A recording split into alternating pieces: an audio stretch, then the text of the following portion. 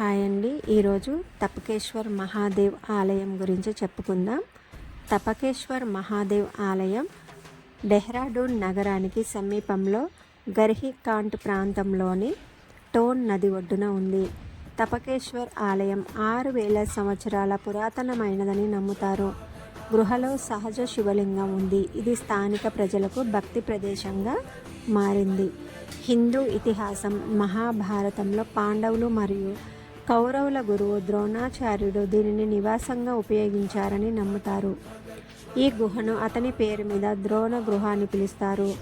ద్రోణాచార్యుని భార్య కళ్యాణి వారి నవజాత కుమారుడు అశ్వత్థామకు పాలు పట్టలేదట.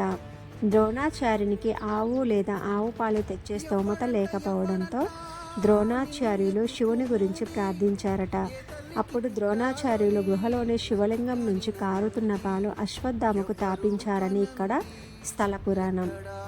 ఈ ఆలయం డెహ్రాడూన్లో పర్యాటక కేంద్రంగా మరియు తీర్థయాత్ర స్థలంగా ప్రసిద్ధి చెందింది. ఇక్కడ గృహలో ఉన్న శివలింగంపై సహజంగా నీటి చుక్కలు పడుతుంటాయి. తప్ అంటే కారడం, ఈశ్వర్ అంటే శివుడు, అందుకే తపకేశ్వర్ అనే పేరు వచ్చింది. డెహ్రాడూన్లోని అత్యంత పవిత్రమైన పుణ్యక్షేత్రాలలో ఒకటి మరియు శివరాత్రి పర్వదినాన భక్తులు పెద్ద సంఖ్యలో ఈ ఆలయాన్ని సందర్శిస్తారు.